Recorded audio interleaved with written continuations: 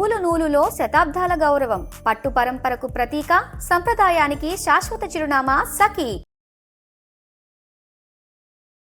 నమస్తే రమగారు. నమస్తే జయ. రమగారు, మనం పంచభూత లింగాల గురించి మాట్లాడుకుంటున్నాం. ఈ రోజు ఏ లింగం గురించి అండి? 4వది వాయులింగమైన శ్రీకాళహస్తి. ఆ శ్రీకాళహస్తీశ్వరుడి గురించి చెప్పుకుందాం. శ్రీకాళహస్తి కూడా విశాలమైన పెద్ద దేవాలయం, పరమ పురాతనమైనది. ఎప్పటితో ఈ శ్రీకాళహస్తికి ప్రత్యేకంగా చెప్పబడేది శ్రీకాళము హస్తి. వాటి కథే చెప్పుకుంటాం. సాలెపురుగు, సర్పము, ఏనుగు, ఈ మూడిటి పేరు మీదే స్వామివారికి ఆ పేరు వచ్చిందని చెప్తారు. ప్రఖ్యాతుడైన అర్జునుడి యొక్క అంశస్వరూపంగా జన్మించిన భక్త కన్నప్ప, అతని గురించి కూడా మనం శ్రీకాళహస్తి కాళహస్తీశ్వర మహత్యంలో అతని కథ కూడా చెప్పుకుంటాం.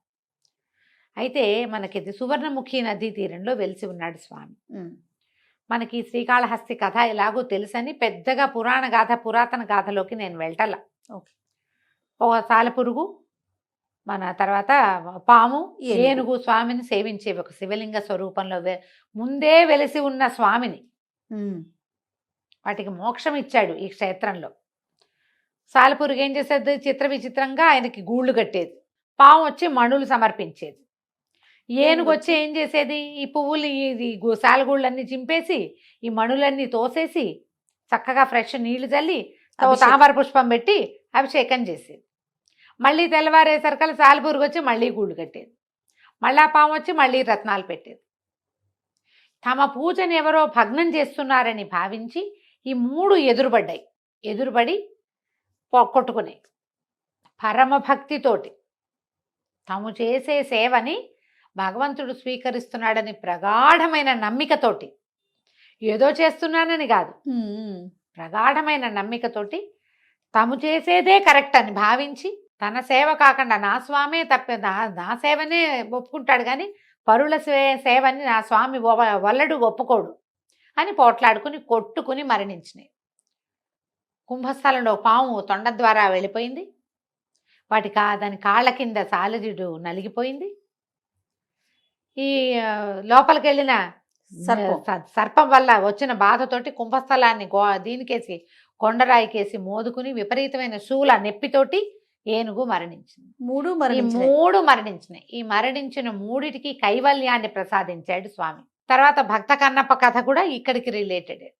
తను కొలుస్తున్నటువంటి లింగమూర్తికి అద్భుతమైన నేత్రాలు ఉండటం, ఆ నేత్రాల నుంచి నెత్తురు కారుతుంటే ఏదో జబ్బు చేస్తుందని భావించి మాంసాహారాన్ని నివేదన చేస్తూ ఫ్రెష్ లేడి మాంసం తెచ్చి పెట్టాడట ఆయన.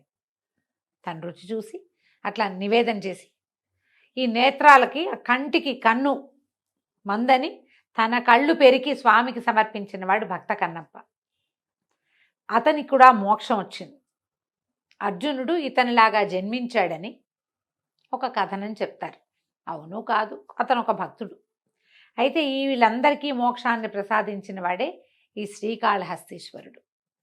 వాటి పేరు మీదే శ్రీకాళము, హస్తి, వీళ్ళ ముగ్గురికి మోక్షాన్ని ఇచ్చిన స్వామిగా శ్రీకాళహస్తీశ్వరుని చెప్తారు. అయితే ఇది మనం ఇప్పుడు చూస్తున్న దేవాలయము 5వ శతాబ్దంలో, లోపలి భాగం 5వ శతాబ్దంలో కట్టబడింది గర్భగుడి. బయట ఉన్న దేవాలయం అంతా 11వ శతాబ్దంలో కట్టబడింది. మనం ముందు చెప్పుకున్నట్టే చోళులు ఈ దేవాలయాన్ని నిర్మించారు. తర్వాత మన కృష్ణదేవరాయల కాలం, విజయనగర సామ్రాజ్యం వాళ్ళు కూడా ఈ మిగిలిన దేవాలయాన్ని కొంత సరిచేశారు. చోళులు, విజయనగర రాజులు కలిసి నిర్మించిన ప్రఖ్యాతమైన కాళహస్తీశ్వర దేవాలయాన్ని చూస్తున్నాం మనం ఇప్పుడు. అయితే దేవాలయం చాలా విశాలంగా పెద్దదిగా కనపడుతుంది. 4 ద్వారాలు, 4 గోపురాలు ఉన్నాయి. దేవాలయం దక్షిణాభిముఖంగా కనిపిస్తుంది. అయితే ఈ 4 లోపల ఈ 4 దిక్కుల్లో 4 దైవాలు మనకి దర్శనమిస్తారు. దక్షిణాభిముఖంగా ఉన్నటువంటి దక్షిణామూర్తిని మనం చూస్తాం లోపలికి వెళ్ళేసరికి. దక్షిణామూర్తి జ్ఞానప్రదాత, అందుకని ఈ క్షేత్రాన్ని జ్ఞానక్షేత్రం చెప్తారు. ఏదైనా శాస్త్రం పఠించాలనుకున్న వాళ్ళు శ్రీకాళహస్తిలో దర్శనం చేసుకుంటే శాస్త్రంలో ప్రావీణ్యం లభిస్తుంది. ముక్తిని కోరుకునే వాళ్ళకి జ్ఞానం కావాలి, నాకు ఇంకా మళ్ళీ పుట్టద్దు అంటే నేనెవరనే ఆత్మజ్ఞానం ఎలా కలుగుతుంది? ఆ జ్ఞానాన్ని కలిగించే దైవమే దక్షిణామూర్తి. ఆయన దక్షిణాభిముఖుడుగా ఇక్కడ మనకి దర్శనమిస్తాడు. లోపలికి వెళ్ళంగానే మొదట దక్షిణామూర్తే కనిపిస్తారు. కనిపిస్తారు. స్వామివారు అవతల వైపు ఉంటారు. వినాయకుడు, గణపతి, అమ్మవారు జ్ఞానప్రసూనాంబ, శ్రీకాళహస్తీశ్వరుడు, దక్షిణామూర్తి, ఈ నలుగురు దైవాలు 4 దిక్కులకి కనిపిస్తారు మనకి. ఆ దిక్కులకు అభిముఖంగా కనిపిస్తారు. అయితే ఇక్కడ ఉన్న స్వామి మనకి శ్రీకాళహస్తీశ్వరుడు వాయులింగం అని చెప్తారు. ఓకే. శ్వాస తీస్తున్నాడు స్వామి అంటారు. ఆయనకి కుడివైపుగా ఉన్నటువంటి దీపాలు రెపరెపలాడుతూ ఉంటాయి. ఆయన శ్వాస నాసికలో నుంచి గాలి వస్తుంది, అందులో నుంచి గాలి వస్తున్నట్టు ఎక్కడ గాలి వచ్చేందుకు ఏ సాధనము లేదు, ఎక్కడ ఓపెనింగ్ ఉండదు, లోపల చల్లగానే ఉంటుంది. ఉండి ఆ దీపాలు మాత్రం కదులుతూ ఉంటాయి. వాయులింగం అంటానికి నిర్ధారణ అదేనట్టు. అయితే ఇక్కడ స్వామి ప్రత్యేకం ఏంటంటే కాళహస్తీశ్వరుడు మానవులు ముట్టుకున్న లింగం కాదు ఆయన. స్వామివారికి నవగ్రహ కవచం ఒకటి ధరింపజేసి ఉంచుతారు. ముట్టుకోరు ఆయన్ని, ముట్టుకోరు, అభిషేకం చేయరు. అభిషేకం చేసేది ఉత్సవమూర్తికే, అస్సలు అభిషేకం జరగదు.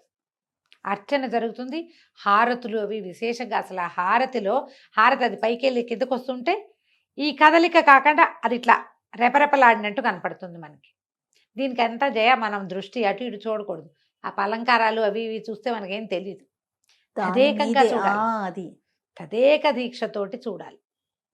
అమ్మవారు జ్ఞానప్రసూనాంబికగా దర్శనమిస్తుంది ఇక్కడ. చాలా విశేషమైన దేవాలయం సువర్ణముఖి నదీ తీరం ఉంది కదా, ఈ నదీ తీరంలో ఉన్న దేవాలయాలు ఎప్పుడు ప్రత్యేకమైనవి, విశేషమైనవిగా కనపడతాయి. మరి ఇప్పుడు నది నీళ్లు ప్రతి సంవత్సరం అంతా నిండుగా ఉంటున్నాయో లేదో మనం చెప్పలేకపోతాం. భక్త కన్నప్పకు ఒక దేవాలయం ఉంది ఇక్కడ. 3వ శతాబ్దానికి చెందిన నక్కీరుడనే కవి, ఈ నక్కీర కవి కథ కూడా చెప్పుకున్నాం మనం. ఆయన కూడా కాళహస్తీశ్వరుడు గురించిన ప్రస్తావన ఉంది ఆయన కావ్యాల్లో కూడా. విజయనగర కాలంలో ఉన్నటువంటి దూర్జటి ఏకంగా కాళహస్తీశ్వరుడి మీదే శతకం రాశారు. అంటే ఇప్పుడు నేను ఈ విషయం చెప్పచ్చు అనుకుంటా.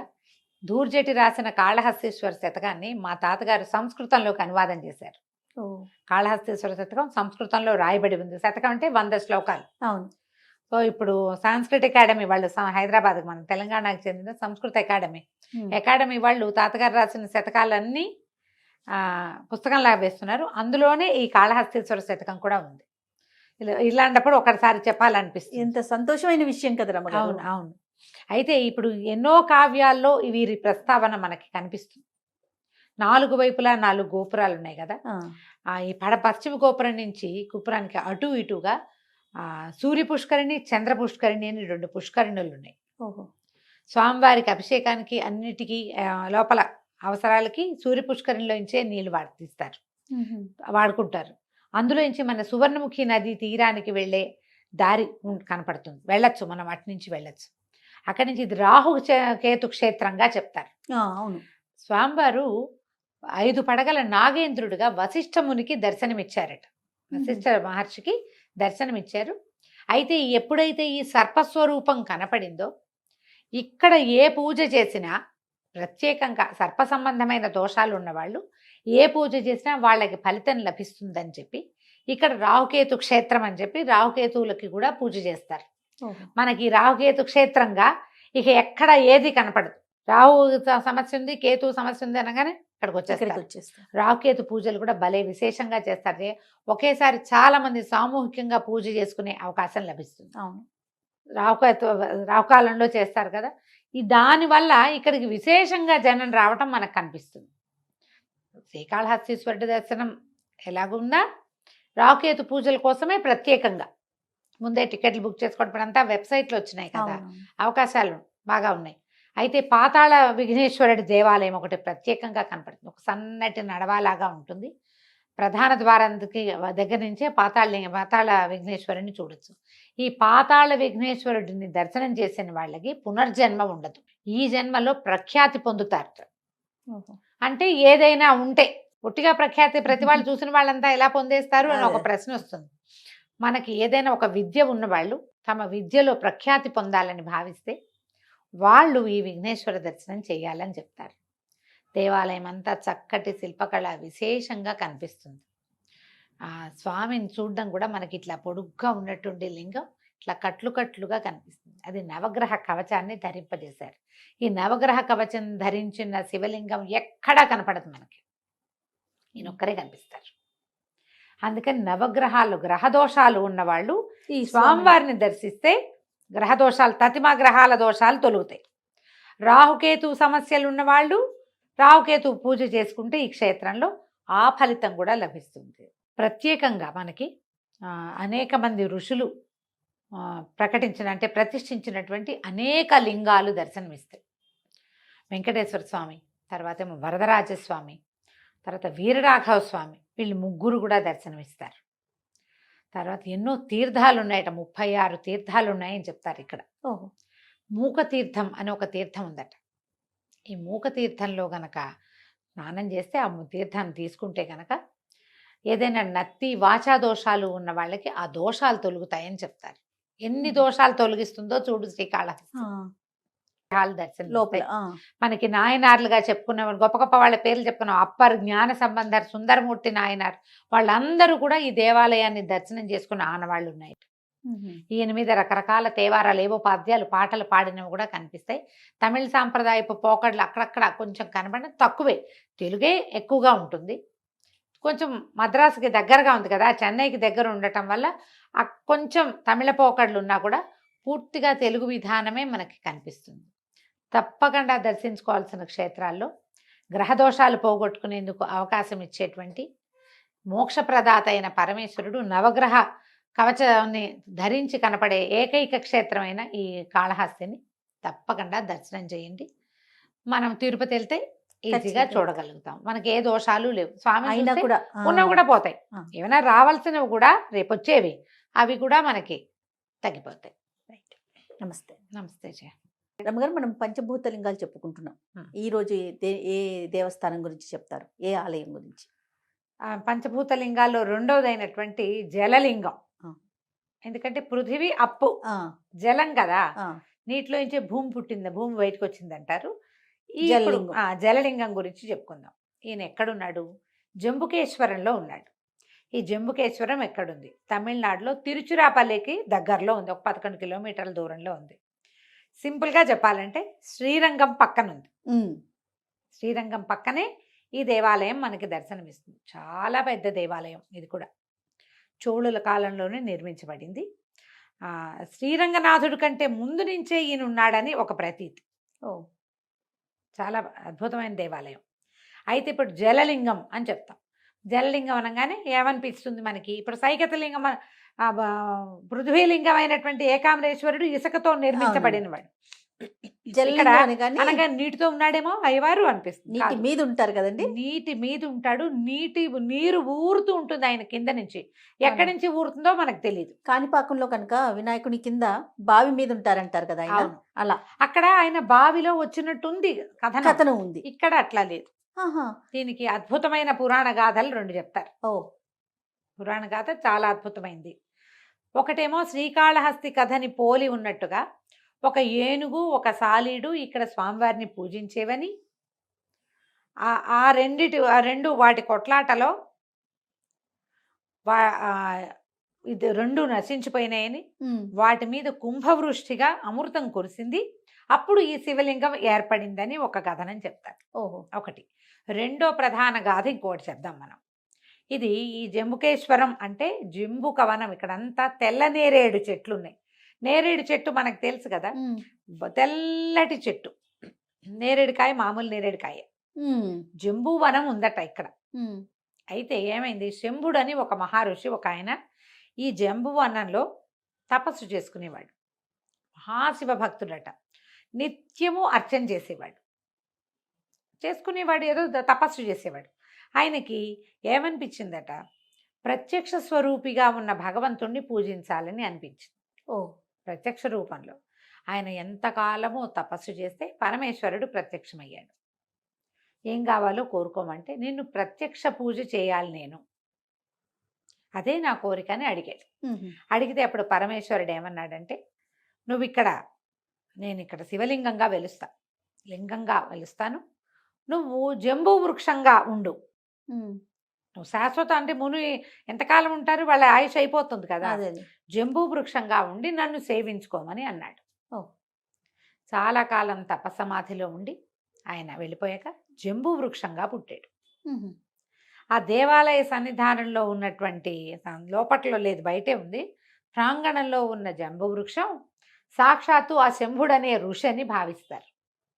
ఆయన ఆకులు రాల్చేవాడు అయ్యవారి మీద. ఈ లింగం ఏర్పడినప్పుడు అది జలలింగంగా ఎవరికైనా కనపడిందో లేదో మనకు తెలీదు. మనకి కనపడే వీటి కథల్లో ఎక్కడా కూడా స్పష్టంగా అది చెప్పరు. ఎందుకు ఇక్కడికి నీరు వచ్చింది అనే దాని మీద ఒక స్పష్టత అయితే లేదు. కానీ ఇది శ్రీరంగం కంటే ముందే, దానికంటే ముందే ఏర్పడిన దేవస్థానంగా, అంటే ఏర్పడిన స్థానంలాగా చెప్తారు. ఉహు. అయితే మనకి జలలింగం అనగానే ఏమిటి, ఇది ఎట్లా కనపడుతుంది అంటే, ఆ శివలింగం పక్కన పానువట్టల్లోంచి నీరు ఊరుతూ ఉంటుందంట. ఉహు. పూజ అంతా అయిపోయాక ఒక చక్కటి అంగవస్త్రాన్ని పానువట్టం మీద పరుస్తారు. కాసేపటికి పానువట్టం మీద ఆ వస్త్రం తీసి పిండితే చెంబెడి నీళ్ళు వస్తాయి. బట్ట తడిసిపోతుంది. అలా నీరు ఊరుతూ ఉంటుంది లోపల నుంచి. దాని కింద నది ఉందని కానీ, లేకపోతే మన బాగుందని కానీ చెప్పబడలేదు. ఎక్కడి నుంచి వస్తాయో తెలియదు. ఇది కావేరీ నదీ తీరంలోనే ఈ దేవస్థానం ఉంది. అయితే తీరం అంటే ఆనుకునేం లేదు, ఆహా. ఒక మాదిరి దూరంగానే ఉంది. ఈ కావేరీ నదిని ఈ ప్రాంతంలో పొన్ని అని పిలుస్తారు. బంగారు నది. పొన్నం అంటే తెలిసిందే కదా మనకి, బంగారు నది. ఈ పొన్నిలో స్నానం చేసి జంబుకేశ్వరుని సేవిస్తే సద్యో విముక్తి లభిస్తుంది. ఈ జన్మలో స్నానం చేసి అర్చన చేసిన వాడు ఇక మళ్ళీ పుట్టడని చెప్తారు. ఉహు. దీన్ని ఏనుగులతోటి, నేరేడు పళ్ళు తినడానికి వచ్చేటువంటి ఏనుగులు, దీనికి ఏదో తిరుక్కావలి అలాంటిది ఏదో పేర్లు ఉన్నాయి, తమిళ పేర్లు. ఏనుగుల చేత పూజించబడివట శివుడు. శివలింగం వెలిసింది, ఆ ఏనుగులు వస్తుండేవి. ఇవంతా మన నేరేడు పళ్ళ కోసం ఏనుగులు వస్తాయి కదా, ఆ ఆకులు కోసి స్వామివారి మీద వేసేవట. నీరు తెచ్చి పొన్నిలోంచి నీరు తెచ్చి శివలింగానికి అభిషేకం చేసి కొన్ని నేరేడు ఆకులు స్వామివారి మీద వేసి, అదే పత్రి. ఓహో. మామూలుగా మనం మారేడాకులు పత్రిగా భావిస్తాం, ఇక్కడ నేరేడాకు కూడా పత్రే. ఎందుకంటే ఆ చెట్ల మధ్యలోనే ఈయన వెలిసి ఉన్నాడు. పెద్ద విశాలమైన ప్రాంగణము 5 ఎకరాల స్థలంలో ఉంది. ఒక 5 ప్రాకారాలు, 7 గోపురాలు ఉన్నాయి. గోపురాలు కూడా పెద్ద పెద్ద గోపురాలు. లోపల అయ్యవారితో పాటుగా వెనకాల నవగ్రహ కిటికీ అంటే ఒక గవాక్షం ఒకటి ఉంటుంది, ఒక కిటికీ, నవద్వార గవాక్షం అంటారు దాన్ని. ఏమిటో అలా ప్రత్యేకమైన పేర్లు ఉన్నాయి. విశాలంగా కనపడుతుంది, అతిపెద్ద గుడి.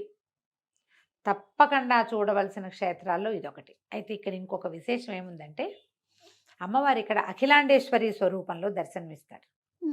మనం అక్కడక్కడ చూస్తాం నిలబడి ఉన్న అమ్మవార్లని. అవును. ఈమె ఇక్కడ స్థానక భంగిమలో ఉంటుంది. పూర్వమట ఉగ్రరూపిగా ఉండేది. ఇది ఏనాటి కదా, ఆదిశంకర్లకి ముందు. శంకరాచార్యుల వారు 9-10 శతాబ్దాలకు చెందినవారు కదా, 9వ శతాబ్దం. దాని ముందు అమ్మ ఉగ్రరూపిగా ఉండి ఆమె యొక్క శోధన విపరీతంగా ఉండేది. రాత్రిళ్ళు తిరగటము, బయటికి వచ్చేయటము అలాంటివి ఉండేవట. అయితే ఆదిశంకర్లు వచ్చి ఈ అమ్మని చూసి ఈమె ఉగ్రరూపిగా ఉందని కొంతకాలం ఇక్కడ తపస్సు చేసి ఆమె ఉగ్ర శక్తిని కొన్ని కళలు తగ్గించారట. ఆమె దగ్గర ఒక శ్రీచక్రాన్ని కూడా స్థాపించారు. దాంతో అమ్మవారి నుంచి ఉగ్రకళ తగ్గి శాంత కళ కనపడుతూ ఉంటుంది. మనం ఇది ఎంత ప్రత్యేకమైన విషయం చేయాలి. మరి భగవంతుడిని ప్రశ్నించే వాళ్ళందరూ ఇలాంటివి విని అర్థం చేసుకోవాలి. ఉందో లేదో మనకు తెలీదు అంటే లేకపోవడం అంటే మనం ఉన్నాంగా, అంతే కదా, మనం ఉన్నాం. మన ముందు తరాల వారికి చెందినటువంటి ఆదిశంకరులు ప్రతి దేవాలయంలో ఆయన ఎక్కడెక్కడికి వెళ్ళారో అన్ని చోట్ల ఈ కళలు హెచ్చటమో తగ్గించటమో, ఓ శ్రీచక్ర స్థాపన చేయటం, జనాకర్షణ యంత్రాలు స్థాపించటం, అవును, ఇలాంటివి ఎన్ని గాథలు వింటాం. లేదని మనం ఎలా అనగలం? అదే శంకర్లు రాసిన స్తోత్రాలు చూస్తాంగా మనం. అది మన మానవ రూపంలోనే జన్మించారు కదా, మనం ముందేగా. అవును, ఎప్పుడో అదేమిటి మన ముందు యుగం కాదు, మన యుగంలో. అవునండి, మన ముందు ఈ కాలడిలో ఇలా బంగారు ఉసిరికాయలు కాయించారు, కురిపించారు. అవి ఇల్లు వాకిలి అన్నీ కనపడుతున్నాయి. అవును, ఈ దేవాలయం ఇదివరకు అలా ఉండేది, ఇప్పుడు ఈయన వచ్చాక ఇలా మారింది, దానికి శాసనాలు ఉన్నాయి. ఎంత వివరంగా ఉంది కదా. అయితే ఈ జలలింగంగా అసలు నాకు తిరుపతిలో ఉన్నప్పుడు కూరలు కొనడానికి వెళ్తుంటే చొక్కలింగం అప్పులింగం అని ఇద్దరు బ్రదర్స్ ఉండేవాళ్ళు. ఉమ్. అప్పులింగం అతని పేరు. నాకు అర్థమయ్యేది కాదు, ఏమిటి ఈ పేరు ఇలా పెట్టుకున్నారు, తమిళ పేర్లు అలా ఉంటాయని. అప్పటికి వీటి మీద అంత అవగాహన లేదు. అదే. ఈయనే అప్పులింగం, ఆహా, ఈయన అప్పులింగం జంబుకేశ్వరుడు. అంటారు. అప్పు అంటే సంస్కృతంలో నీరు, ఆపహ ఆ. అంటే నీరు. ఆ, ఇప్పుడు పృథివీ, ఇప్పుడు నేను సంస్కృతిలో చెప్తా కదా, పృథివీ అప్పు, తేజోవాయు ఆకాశాలు, ఆ అప్పే ఈ అప్పు. ఓ. జలలింగం. ఉమ్. ఈ పేర్లు పెట్టుకుంటారు బాగా విశేషంగా. ఈ అఖిలాండేశ్వరి సన్నిధానాన్ని దర్శనం చేయటం, ఆ పొన్ని నదిలో స్నానం చేసి జలలింగేశ్వరుడు, ఈ జంబుకేశ్వరుణ్ణి పూజించిన వాళ్ళకి సద్యో విముక్తి కలుగుతుంది. ఈ జీవితం నుంచి మనం ఇదవుతాము. ఉమ్. చాలా ప్రత్యేకమైన దేవస్థానాల్లో ఈ జంబుకేశ్వరం కూడా ఒకటి. లైన్గా మొదలుపెట్టి ఉమ్. మొదట కాంచీపురము, తర్వాత జంబుకేశ్వరము, తర్వాత అరుణాచలము, ఉమ్. ఆ తర్వాత ఏమో కాళహస్తి, చివరికి చిదంబరము. ఈ లైన్ ప్రకారం చూడొచ్చు. ఓహో. లేదా మీరు పైనుంచి వచ్చినా సరే, ఆకాశము దగ్గర నుంచి వచ్చినా సరే, ఆకాశము, వాయువు, అగ్ని, జలము, ఆ తర్వాత భూమి చూసినా ఇవరాయి దెబ్బరాయిగా చూడకుండా ఒక లైన్ ప్రకారం చూడండి. ఓకే. విశేషమైన దేవస్థానంగా కనపడుతుంది. అన్ని ప్రత్యేకంగా శిల్పాలు, రకరకాల దేవతా విగ్రహాలు, పురాతనమైన శిల్పకళ. శ్రీరంగనాథుడే పురాతన దేవస్థానం. అవును. ఆయన కంటే ముందు ఎవరైనా శ్రీరంగం వెళ్తే దగ్గరలోనే ఉంది కాబట్టి ఈ ఖచ్చితంగా. జంబుకేశ్వరాన్ని కూడా తప్పకుండా దర్శించండి. అలానే రమ్మగారు, నమస్తే. నమస్తే. రమ్మగారు, మనం పంచభూత లింగాలు చెప్పుకుంటూ ఉన్నాం. మూడవది మూడోది అగ్ని. అగ్నిలింగం. అగ్నిలింగం అనగానే మొత్తం తెలుగు వాళ్ళందరిలోనూ ప్రచారంలో ఉన్న అరుణాచలేశ్వరుడు. మిగతా పంచభూత లింగాల్లో వేటి మిగిలిన- గురించి అవగాహన ఉన్నా లేకపోయినా, దర్శనం చేసుకున్నాం లేదు అనే ఆలోచన ఉన్నా, అరుణాచలం మాత్రం మాత్రం ఖచ్చితంగా మనం వెళ్ళి తీరాల్సిందే. రమ్మగారు, అంటే ఇట్లా అనొచ్చు అనకూడదు, ఒక్కసారి దర్శనం కోరుకోవచ్చు. ప్రతి నెల వెళ్ళిపోయేవారు ఉన్నారండి. అక్కడట మైకుల్లో చెప్తున్నారంట, దయచేసి నెల నెల రామాకండి, అయ్యో రామ, కొత్త భక్తులకి అవకాశం ఇవ్వండి. అంటే అవకాశం ఉండాలి కదా అందరికీ. అంటే మరి ఇలా అనకూడదేమో కానీ ఇదంతా ప్రవచనకర్తల ప్రభావమే చేయ. అది సంతోషించదగ్గ విషయమే అయినా కూడా కాకపోతే ఎక్కువ స్ట్రెస్ చేయబడింది అరుణాచలం. ఐదింటిని స్ట్రెస్ చేసి ఉండొచ్చు కదా, బాగుండేది కదా. అవునవును. జంబుకేశ్వరంలో జనం తక్కువ ఉంటారు, ఆ, ఆ తమిళనాడు వాళ్ళే వస్తారు, తెలుగు వాళ్ళు పెద్దగా కనపడరు. ఆ, చిదంబరంలో తెలుగు వాళ్ళు పెద్దగా కనపట్టల్లా. ఏం అక్కడికి వెళ్ళరు, అవును. అక్కడ కూడా వెళ్ళాలిగా. రమ్మగారు, నేను చిదంబరం వెళ్ళాను మొన్న, లాస్ట్ 2 months వెళ్ళావా? బ్యాక్. మనిషి లేరండి. లేదు, మనుషులు ఉండరు, ఏదో అట్లా ఉంటాడు అయ్యవారు నిరామయంగా. స్వామి పాపం ఎవరు ఇక్కడ రారు. మామూలుగా మనము దేవాలయాలకి రెగ్యులర్ గా మనం మన ఇంటి దగ్గర వాటికి ఎలా వెళ్తాం, ఎలా జనం ఉంటారు, అంతే అంతే ఉన్నారండి. అంతే. జంబుకేశ్వరంలో కూడా అంతే. అదే అనుకున్నాను నీకు నేను. కంచిలో కొంచెం పర్వాలా, ఆ. కానీ తక్కువే. వీటితో కానీ కంపేర్ తక్కువే. చేసుకుంటే కంచి కొంచెం పర్వాలేదు. అవును, నిజం. కాళహస్తి మనకి తిరుపతి నుంచి కాళహస్తి, కంచి అందుబాటులో ఉండటంతో విశేషంగా ఉంటాయి. అవును. సరే, రాహుకేతు క్షేత్రం అని కొంచెం ఆ, అక్కడికి బాగా అది, వెళ్తారు. అది. కానీ చూడవలసిన క్షేత్రాలు చాలా ఉన్నప్పుడు అన్నీ చూసి మనం జీవన సాఫల్యాన్ని ఎందుకు పొందము, ఒక చోటకే ఎందుకు వెళ్తాము? స్మరణ మాత్రంతో ముక్తినిచ్చే క్షేత్రమైన అరుణాచలానికి ప్రతి నెల వెళ్తే కానీ మనకి నిష్కృతి లేదన్నట్టుగా ఎందుకు ప్రవర్తిస్తాలి? అవును రమ్మగారు. కొత్త భక్తులకు అవకాశం ఇవ్వాలి. అవకాశం నేను ఇవ్వాలి. కూడా ఈ మధ్య 12 సార్లు వెళ్ళాము అరుణాచలం అని చెప్పారు ఒకరు. నేనంట మాలాంటి వాళ్ళకు కూడా అవకాశం ఇవ్వచ్చు కదా. 12 సార్లు మీరు ఒకరు వెళ్తారా కారు, భార్య భర్త, ఇంకోళ్ళు ఎవరో చుట్టం, ఈసారి ఈ చుట్టం, ఇంకోసారి ఇంకో చుట్టం, వీళ్ళంతా పౌర్ణమి నాడు ప్రదక్షిణం. లక్షల మంది పౌర్ణమి నాడు ప్రదక్షిణం చేస్తున్నారు. తమిళనాడు నీకు తెలుసు, 20 ఏళ్ల క్రితం అరుణాచలంలో అప్పుడప్పుడు పౌర్ణమి నాడు కొంచెం జనం ఆ మాత్రం కనపడేవాళ్ళు. అవును. ఇప్పుడు ఆ మాత్రం అన్నది లేనే లేదు. అరుణాచలేశ్వరుడు విసిగిపోయి లేచక్క వెళ్ళిపోతాను నేను ఇక్కడ ఉన్నావు అనేలాగా చేస్తున్నాం. వెళ్ళండి, మంచిదే. మంచి దైవ దర్శనం ఎప్పుడు మంచిది, అందరూ స్వాగతిస్తాం. కానీ అందరికీ అవకాశం ఇద్దాం. అయితే మిగిలిన క్షేత్రాల కంటే అరుణాచలం తాలూకు ప్రత్యేకత ఏంటంటే, అరుణాచలంలో వెలిసి ఉన్న అరుణాచలేశ్వరుడి కంటే అరుణగిరే సాక్షాత్తు పరమేశ్వరుడుగా ప్రఖ్యాతి పొంది. ఆ గిరి ప్రదర్శన, కొండ, ఆ కొండ గిరి ప్రదక్షిణమే ప్రదక్షిణ ఇంపార్టెంట్. అవును. ఎందుకంటే సాక్షాత్తు ఆ కొండే పరమేశ్వరుడు. దీనికి పురాణ గాథలు 2 ప్రత్యేకమైన గాథలు వింటాం మనం. అరుణగిరి ఎంత ప్రత్యేకమైందో కథలు అంత ప్రత్యేకమైనవి. మనం ప్రతిసారి మన మహాశివరాత్రి గాథలు చెప్పుకునేటప్పుడు బ్రహ్మ విష్ణువులు ఇద్దరు అధికున్నంటే నేను అధికున్నని మేము వాదించుకున్నప్పుడు అగ్నిస్తంభ రూపంలో పరమేశ్వరుడు అక్కడ ప్రత్యక్షమయ్యాడు. ఈ మంటలు వెలిగిపోతున్న ఈ అగ్నిస్తంభం తుది మొదలు తెలుసుకుందామని చెరోవైపుకి ప్రయాణించి బ్రహ్మదేవుడు నేను చూడకపోయినా చూశానని చెప్పాడు. విష్ణువు నేను దీనికి అంతం నాకు తెలియలేదు, దీని ఆది దీని మూలం ఎక్కడదో నాకు తెలియలేదని ఒప్పుకున్నాడని ఎప్పుడు చెప్పుకుంటాం. ఆ అగ్నిస్తంభ రూపంలో జన్మించింది పరమేశ్వరుడు ప్రత్యక్షమైంది మహాశివరాత్రి నాటి రాత్రి అని చెప్పుకున్నట్టే ఈ అగ్నిస్తంభ రూపమే అరుణగిరి అని చెప్తారు. ఈ అరుణగిరి అంటే ఎర్రని కొండే కాదు, నీ రుణాలన్నీ తీర్చేసేది, నిన్ను అరుణుడిగా చేస్తుంది, ఏ రుణము లేకుండా చేస్తుంది, ముక్తినిస్తుంది. ఇది ఒక ప్రత్యేకమైన గాథగా చెప్తారు. ఆనాడు అగ్నిస్తంభం ఎక్కడైతే ప్రత్యక్షమైందో అది సాక్షాత్తు ఈ తిరువణ్ణామలైగా చెప్పబడేటువంటి అరుణగిరేనని చెప్తారు ఒకటి.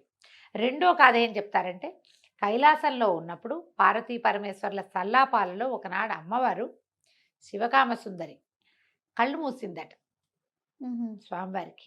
విష్ణు ఆయన కళ్ళు మూసేసరికి శివుడికి మొత్తం లోకాలంతా చీకటైపోయినాయి. తృతీయ నేత్రం ఎప్పుడు మూసుకునే ఉంటుంది. ఈ రెండు కళ్ళు మూసేసరికి లోకాల్లో ఎక్కడా వెలుగు లేకుండా అయిపోతే అప్పుడు పరమేశ్వరుడు తానే అగ్నిస్తంభ రూపంలో వెలిశాడు. అదే అరుణగిరి. అమ్మవారు తన పొరపాటు వల్ల అయ్యో నా వల్ల ఇలాంటిది జరిగింది, హేళగా చేసిన పని ఇలాంటి ఇదిగా పరిణమించింది, దీనికి పరిష్కారంగా నేను తపస్సు చేస్తానని అమ్మ తపస్సు చేసి పరమేశ్వరిలో అర్ధభాగాన్ని పొందిన క్షేత్రం అరుణగిరి. ఆయన ఎక్కడట్లా అప్పుడు ఆయన ఏం చేశాడు, ప్రపంచానికి వెలుగుగా ఈ అరుణగిరిగా ప్రత్యక్షమయ్యాడు. అగ్ని జిమ్ముతూ ఎప్పుడైతే అగ్నితో వెలుగు ఉంటుంది ఆటోమేటిక్గా ప్రపంచానికి వెలుగునివ్వడం కోసం పరమేశ్వరుడే స్వయంగా ఈ అరుణగిరిగా వెలిశాడని. కాబట్టి లింగరూపిగా ఉన్న స్వామి కంటే సాక్షాత్ స్వరూపంలో గిరి స్వరూపంలో ఉన్నదే శివుడే అరుణాచలుడు. అరుణాచలం అంటే ఎర్రని కొండగా ఒక స్తంభంలాగా అక్కడ ఉన్నాడు. ఈ గిరిని ప్రదక్షిణ చేయటమే చాలా ముఖ్యమైన సంగతిగా చెప్తారు. తొలికాలం నుంచి ఇదే ఉంది, ముందు కాలం నుంచి ఉన్నదే అరుణగిరి ప్రదక్షిణ. ఈ అరుణగిరి ప్రదక్షిణ ఉదయకాలం ఎండాకాలం సమయాల్లో కాకుండా తెల్లవారుజామున రాత్రిళ్ళు చేయాలంటారు. ఇక్కడ వేడిగా ఉంటుంది, ఈ ప్రత్యేకత చెప్తారు. అయితే మనకి కింద అరుణాచలేశ్వరుడు, తర్వాత అమ్మవారు శివకామ సుందరిగా, అయ్యవారు అరుణాచలేశ్వరుడుగాను, అమ్మవారు అపీత కుచాంబగా. అపీత కుచాంబ సాగబడని కుచములు కలిగిన తల్లి. కుమారుడికి స్తన్యం ఇవ్వకుండా వచ్చేసిందట స్వామివారి దగ్గరికి, అందుకని అమ్మకి ఆ పేరుంది. ఇక్కడ తమిళలో అయితే అన్నామలై అని ఆయన్ని, ఉన్నామలై అని అమ్మవారిని చెప్పుకుంటారు. ఉన్నామలై. మనం అపీత కుచాంబే చెప్పుకుంటాం. అభితు కుచలాంబ కాదు, లా లేదు అసలు. అపీత కుచాంబ, ఆపీత కుచాంబ కాదు. అపీత అంటే తాగబడని, కుచాంబ స్థనములు కలిగిన తల్లి. ప్రత్యేకమైన స్వరూపం. అయితే ఈ రెండు స్వరూపాల్లో అయ్యవారు అమ్మవారు వెలిసి ఉన్నటువంటి ఈ అరుణగిరినాథుడి దేవాలయం విశేషంగా కనపడుతుంది. చాలా పెద్దది, 25 ఎకరాల స్థలం, 180 అడుగులు ఉన్నటువంటి రాజగోపురము, చాలా పెద్దది, విశాలంగా కనపడుతుంది. స్కాంద పురాణంలో కూడా ఈ అరుణాచలేశ్వరుడి ప్రస్తావన ఉంది. పరమ ప్రఖ్యాతులైన రమణాశ్రమం ఒకటి కింద కనపడుతుంది మనకి. నేను వెళ్ళినప్పుడు రమణాశ్రమంలో నెమలిని చూశాను నేను. మొట్టమొదటి నా జీవితంలో ప్రత్యక్షంగా నెమలిని చూసింది రమణాశ్రమంలోని 92లో కాలేజ్ ట్రిప్లో వెళ్ళాం మేము, అక్కడ చూశాను. అప్పటికి గిరి ప్రదక్షిణ ఆనాడు ఏం తెలియదు జయ, జనం చాలా తక్కువ ఉన్నారు మేము వెళ్ళినప్పుడు. మేము ఒక బస్సులో ఎంతమంది వెళ్ళామో ఇంకో అందులో సగం మంది ఉన్నారేమో అంతే.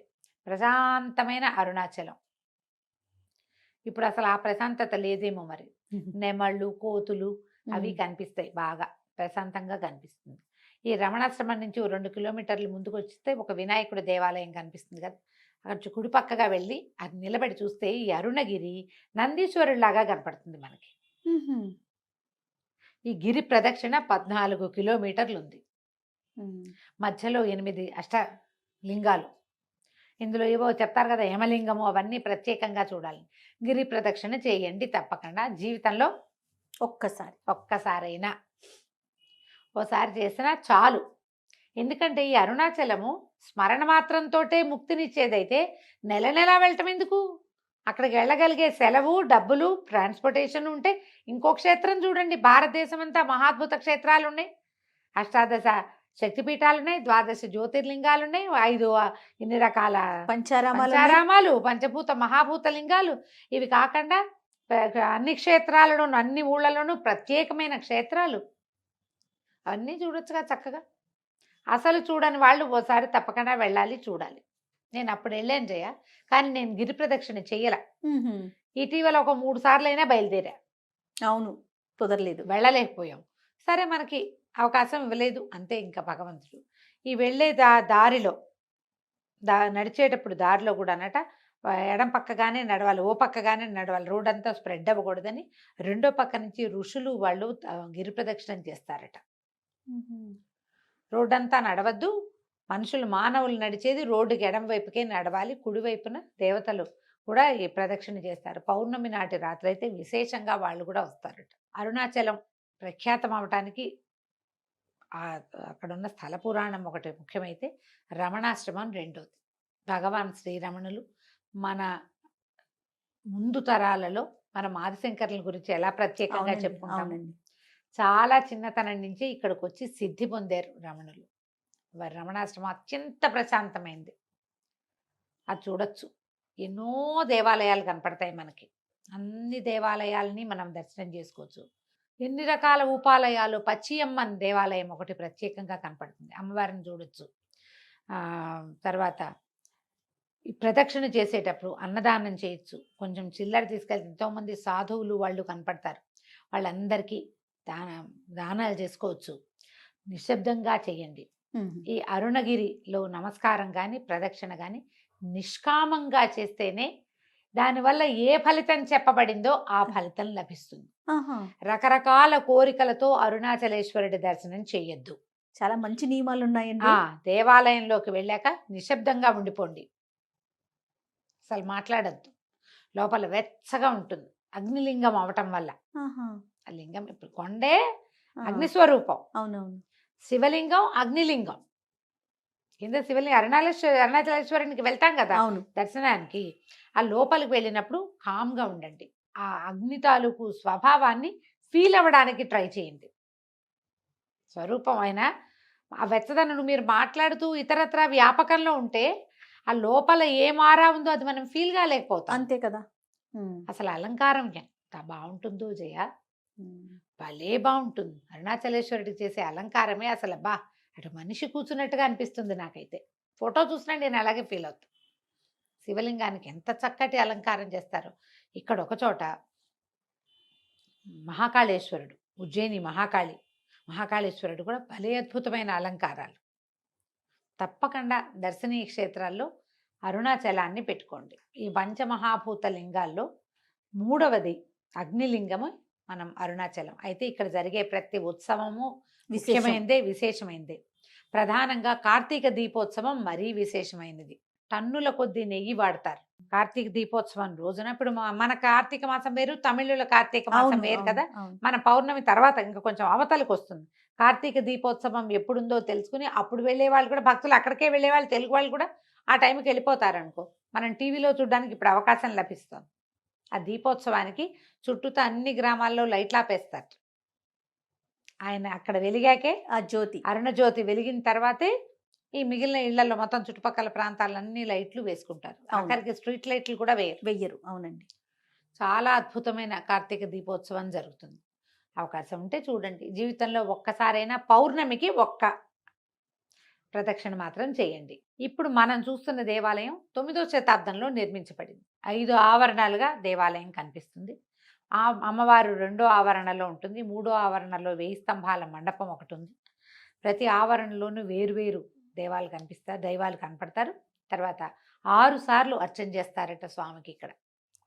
ఇక్కడ విశేషంగా నందీశ్వరార్చన, ప్రదోషకాలార్చన అవన్నీ చాలా ప్రత్యేకమైనవి అరుణాచలంలో. నువ్వు ఈ క్షేత్రాలన్నిట్లలో కూడా ఏ అర్చనకు ఆ అర్చనగానే కనపడుతుంది. ఈ 3 టన్నుల నెయ్యితోటి చేసేటువంటి కార్తీక దీపోత్సవం మరీ అద్భుతం. విశేషంగా కనిపిస్తుంది. మన కార్తీకానికి వాళ్ళ కార్తీకానికి కొంత తేడా ఉంది కాబట్టి మనం కార్తీక మాసపు తొలి రోజుల్లో దర్శనం చేసుకోవచ్చు. శివలింగాన్ని, మన అగ్నిలింగాన్ని చూడాలి అని అలా భావిస్తే కనుక మొదటి రోజుల్లో మనం దర్శనం చేసుకోవడానికి అవకాశం ఉంటుంది. పర్వదినాలలో వెళ్ళకండి. మామూలు రోజుల్లో వెళ్తే మనకి కొంచెం దర్శనము, తర్వాత ప్రదక్షిణ సులువుగా కుదురుతాయి. గిరి ప్రదక్షిణము, గిరివలం అంటారు. గిరివలమే కదా అక్కడ అనేది. ఈ గిరి ప్రదక్షిణ చాలా ముఖ్యమైనది. అరుణాచల శివుణ్ణి తలుచుకోవాలి. నిష్కామంగా అరుణాచలం దర్శనం చెయ్యండి. ఏ కోరికలు లేని, మనకి ఏం కావాలో అది ఆటోమేటిక్గా వచ్చేస్తుంది. ఫలానాది కావాలని కోరి ఆయన్ని చిన్నవాడిని చేయొద్దు. ఆయన్ని బహుపెద్దవాడవిగా చెయ్యాలి అంటే ఏ కోరిక లేకుండా ఉండాలి. ఇలా ప్రత్యేకించి చెప్పబడింది, అంతేనా రమ్మగారు? నిష్కామంగానే గిరి ప్రదక్షిణం చేయండి, నిష్కామంగానే అరుణాచలేశ్వరుని దర్శనం చేయండి అని చెప్తారు. రైట్. మీ అవకాశాన్ని బట్టి దర్శనం చేసుకోండి. తప్పకుండా. నమస్తే. నమస్తే జీ. రమ్మగారు, మనము కార్తీక మాసం సందర్భంగా పంచారామాల గురించి చెప్పుకున్నాం.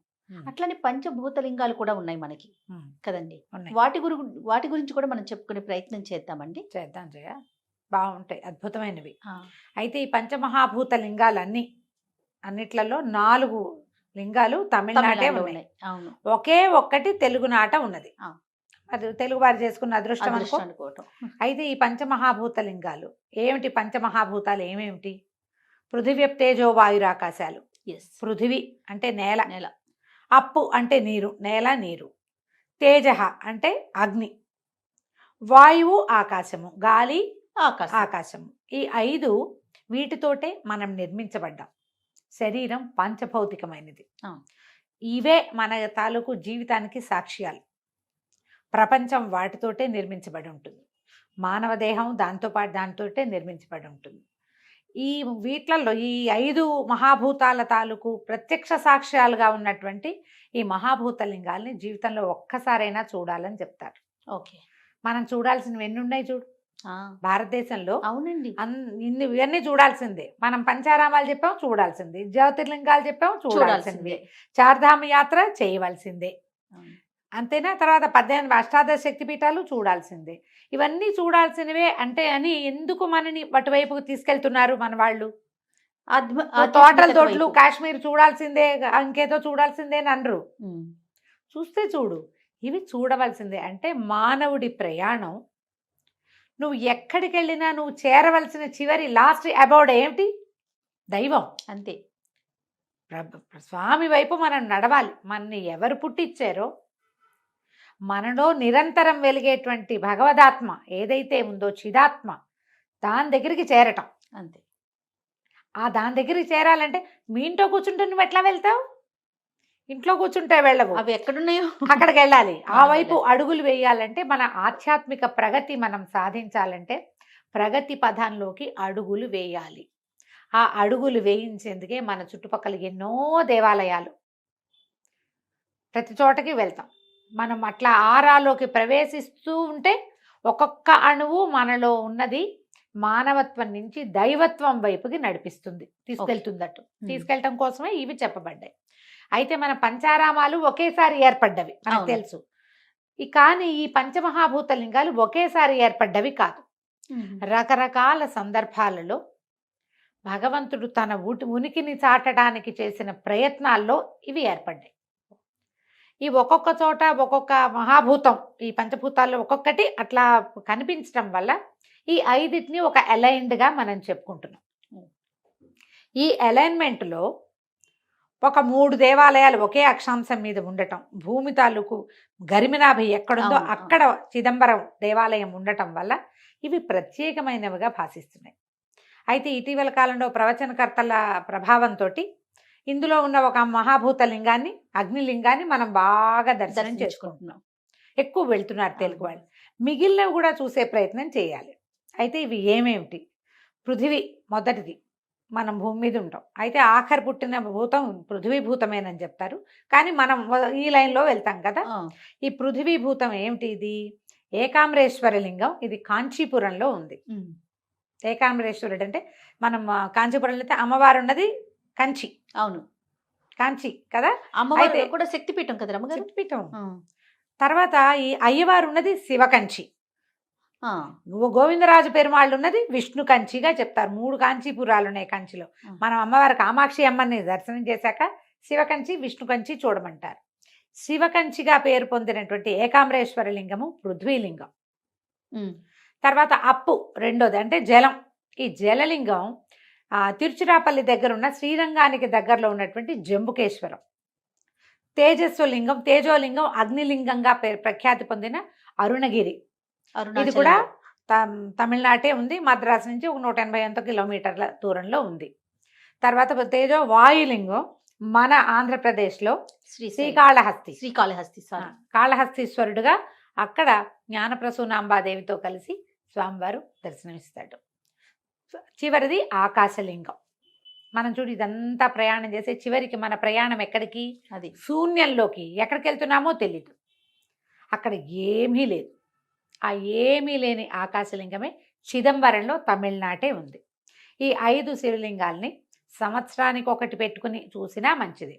అరుణాచలానికి ఏంటంటే చాలా ప్రఖ్యాతి పొందటంతో మన వాళ్ళు విరివిగా వెళ్ళి ప్రతి నెలా ప్రదక్షిణ చేసే వాళ్ళుగా ఉన్న వాళ్ళే కనిపిస్తున్నారు. అరుణాచలం స్మరణ మాత్రంతో ముక్తిస్తుందట. తలుచుకుంటే చాలు, తలుచుకుంటే ముక్తి ఇచ్చేస్తుంది. సద్యో విముక్తి క్షేత్రం అది.